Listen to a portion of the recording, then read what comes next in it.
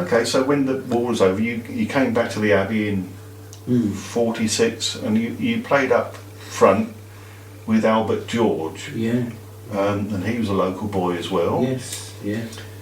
And he'd made his debut age 15 during the war. Yeah.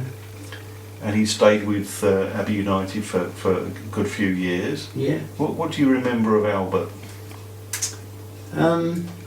I suppose he was probably my closest, well, one of my closest friends anyway. Yeah, he was a local lad. He used to live in Ditton Fields, so he wasn't far away from where I was living, and we both joined the Navy, although we didn't meet each other whilst we were in the Navy, but he was in about the same time as me, and yeah, we were both mad on Cambridge United or Abbey United, and that was it. Mm-hmm. So, and then the following year, that was, as you were saying, United went up from the Cambs League into this United Counties, which was semi-professional. Do you remember how much money you were getting in those days? Well, I only ever got £4 or £5, so it was peanuts, really. yeah. Well, you were in the United Counties. You were top scorer. You got in 48-49. You got 42 goals from 37 games. What was the secret of your goal scoring ability? What you had a very hard shot, apparently. Yeah, I just happened to be in the right place at the right time, I suppose. I don't know, but there was one little incident I remember. There's a boy named Roy Taylor who was playing he was the same age as Albert and myself, and we all played together. He played up there, and he didn't last that long because you're talking about the crowd got onto him a bit, and he used to say that he would get the ball, he would beat a couple of blokes, get to the penalty area and crack in a shot, and it would skim over the top, and the crowd would shout, "Oh, you're useless, Taylor, why didn't you give it to Craney?" And he said, I would pick up a ball and I would try to beat a bloke, and I would tread on the ball and fall over and all that business, and they would say, "Hard luck, Russell boy." He said that was the difference between, so I suppose I was a bit of a blue-eyed boy, Yeah, you were the golden boy, weren't you? Well,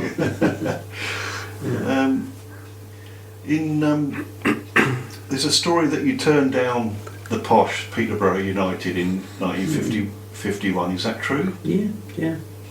And later in the 50s, you also turned down a trial with Ipswich. Is that true? Yeah.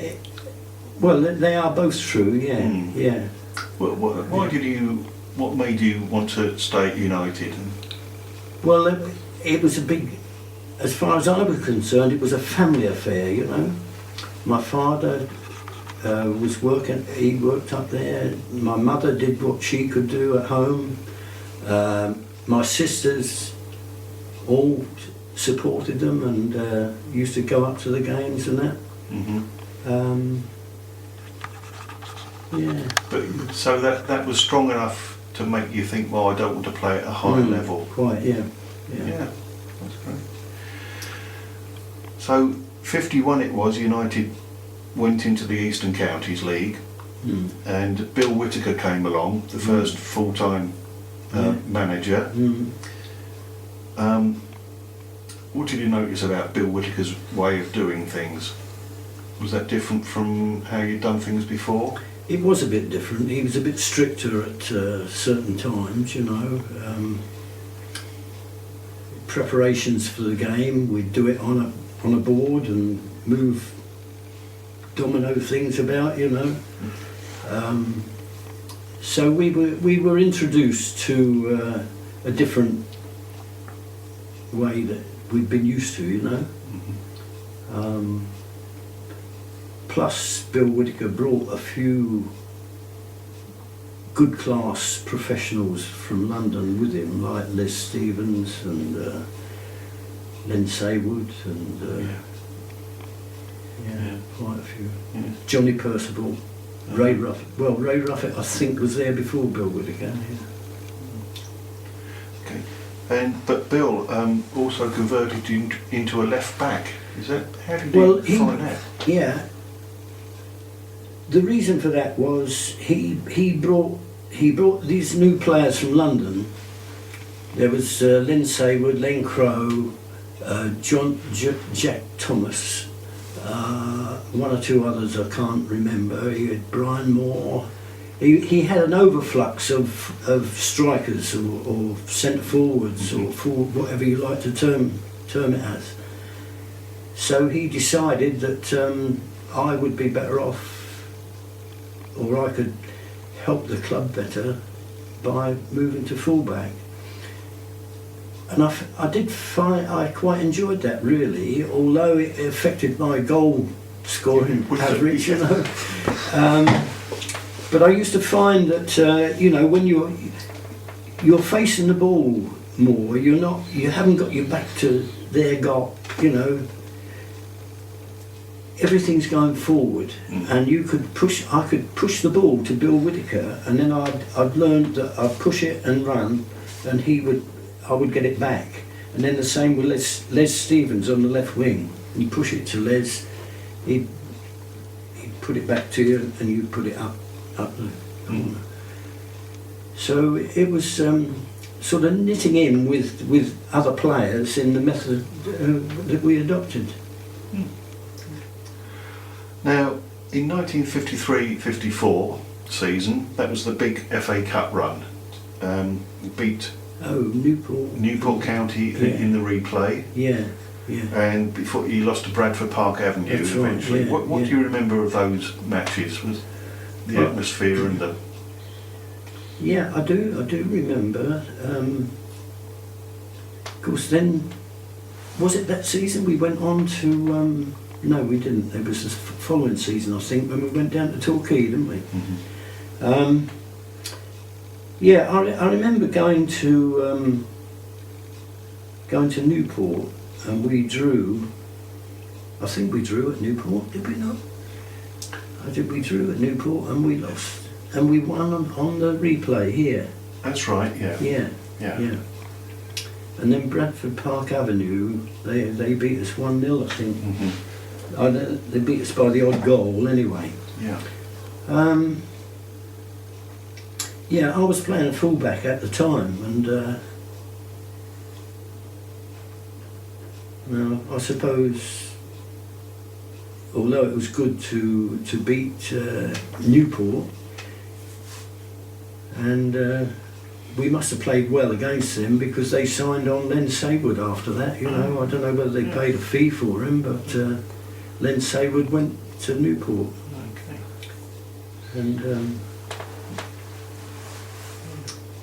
And there were some other big matches, of course. The other big matches were often the local derbies against Cambridge Town or Cambridge City. Well, round about that time, it was a battle between Cambridge Town or Cambridge City and Cambridge United as to who is the senior club, and it was a battle that must have lasted a few years, you know, because the City used to get equal or even better at one time, better support than we did, and anyway, we've come out on top now, haven't we? Certainly have. No going back now. Yeah. Now, in '55 it was that Bill Whittaker resigned suddenly, very suddenly. Do you remember what the circumstances of that were? No, I've never heard. I don't know. I've heard no rumours or anything, you know, but I don't know whether he went voluntarily or whether he was pushed, but yeah, I haven't heard it. Okay, but the following season, start of the following season, a very young Gerald Williams came in. He was 22. Yeah. He didn't last very long, did he? No. What do you remember? What was he like? What do you remember about his time? Although it wasn't a very long period. Well, he didn't do much at all, to be honest. In fact, he said Saturdays was his day off. And I can remember we were going to we were on the coach, leaving the ground, and going to either Wisbeach or King's Lynn or somewhere that way. And we went. He used to live up Longley Market Road. He had a clubhouse on Newmarket Road, the same house where Wilf Mannion eventually went into. And there he was in his front garden, digging his garden. And we were going by to play football. Oh dear. Yeah. So it was obviously he wasn't going to last long. He wasn't cut out for it, no. I don't know who signed him or how they heard about him, but no. Okay. Well, you were talking just then about the great Wilf Mannion, yeah. one of England's greatest ever footballers, and Brian Moore you mentioned earlier as well. Tremendous footballers. What was it like to play with them? Well, yeah, you really they would bring you up to their level. If you play in a team that's not above you, so you've got to work harder to bring them up to your level or what, that's hard. But if you're with players who are better than you, and it shows that they're better than you, then they can bring you up to, if you've got the ability required, they can bring you up to their level. So you play equal to them. You're inspired by them, Yeah, really. Yeah. quite, yeah.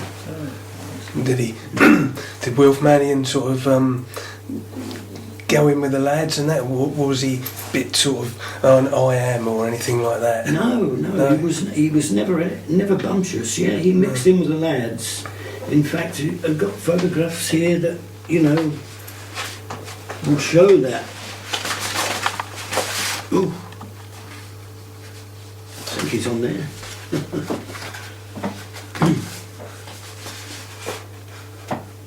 Yeah.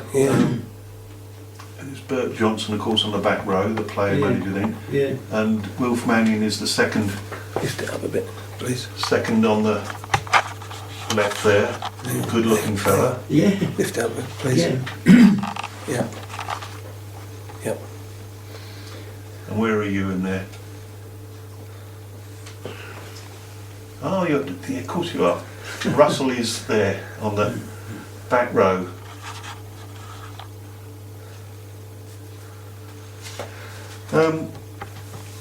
So, yeah, then it was the Southern League days, 58-59, joined the Southern League, and you actually scored the first home goal in that league for United, where you beat Guildford City 3-1. Oh, yeah. What was it like playing at that higher level? Was that difficult to adjust? Well,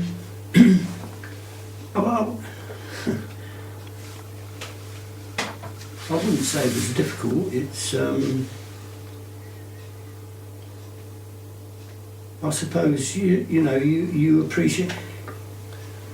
You find, especially with the opposition, you get a lot of players who've gone through their apprenticeship and played their lifetime football, and they're just about over it when they come to clubs like Guildford and Bath City and clubs like that. And there was one or two of them I can remember. It's a job for me to remember their names now, but there was two that used to play for Derby County, some from Manchester City and clubs like that, and they were now playing in the Southern League, and they would use every foul in the book to stop you getting through. You know, like if you tried to put the ball over their head, they'd put their hand up and give a free kick away, like, you know. And they would pull, you know, shirt pulling and all that business. And so that type of thing you had to contend with in the higher leagues, which was a little bit difficult because we were not used to it. And in that time, did you play against people like Arsenal A and Tottenham A? Yes, I did. Yeah. And was there any of the stars playing for the Tottenham or Arsenal? Or? Yeah, I could. Yeah, Arsenal especially. They would put a team out in the Eastern Counties League, which they've always been renowned for playing youngsters, haven't they, Arsenal? And then the next season, about 6 or 8 of that team were in their first team. You know, they would go as far as that. It was incredible, really, and I think that's why we got the crowds, because there were people's names. Tommy Harmer is another one that I remember with Tottenham. Well, it just comes to my mind. He was a brilliant young footballer, but he was good enough to play in the first team, but he spent most of his time in the A team. And did you play at Highbury and White Hart Lane and matches, or their training ground? There, no. Played at their training ground, or? Yeah. Okay, well, finally you were released by the United in '59. It was. Is that correct? Yeah. I can't really remember the actual date. Looking back at it now, how do you look back on your time at the Abbey? I feel honoured to think that people like yourselves are taking time to come and interview me for this, you know, and Dave Matthew Jones has been wonders as well in getting me involved with that centenary game, you know. And just pass you this shirt here. Yeah. This was presented to you when you performed the kick-off at the Abbey for the centenary match. That's right. Yeah. Where a lot of names, past and present, were present. Yeah. Incidentally, there was one other thing of interest. For the past couple of years, I've been on holiday in Spain to a little holiday place called Nerja or Nerja, which is a bit north of Malaga. And there's these bars along the front, and there is one bar what they call the West Ham bar, and they had the football match. They had the last season, Liverpool versus Man United was on there, and they'd put all seating round. They got about 4 or 5 of these big screens showing it. This was in the West Ham bar, and we go in there, and all of a sudden somebody starts talking about Cambridge United, you know, and the owner of the bar said to me, his chef is a female, and her husband was connected with Cambridge United. He was either a secretary or something up there, and he'd come to that particular game and he took a shirt back. And they wouldn't allow me to go off the premises without signing it. So I had to sign this shirt, which incidentally was the young lad Luke Berry. It was his number 18, Berry, and my signature on it. And it's up on the ceiling with 50 or 60 other, all mostly first division that. Cambridge United is up there with Berry and Crane. Wonderful. Yeah. We'll have to make a pilgrimage to that bar. That's the West Ham bar in on Nerja Beach. Wonderful. So just bringing it to a close now, Russell, what did you do after your playing career come to an end? Well, I was never full time, you know, so I've always worked. Yeah. But Where did you work? I worked for 2 or 3 people really. I worked for the Pie. I first of all worked for a cable company who were in Regent Street. Then I worked for the Pie organisation, Unicam, and then Telecom. And then I worked for Newey and Air, electrical wholesalers. That was about it. Okay, well, it's been wonderful talking to you, Russell. You know, it's going to be great to share these memories with United supporters and football people generally. So thanks very much for your time. Well, thank you, and it's a pleasure to be of what assistance I can in any way. Thanks very much. Thanks. Okay, thanks. Thanks. That's fantastic.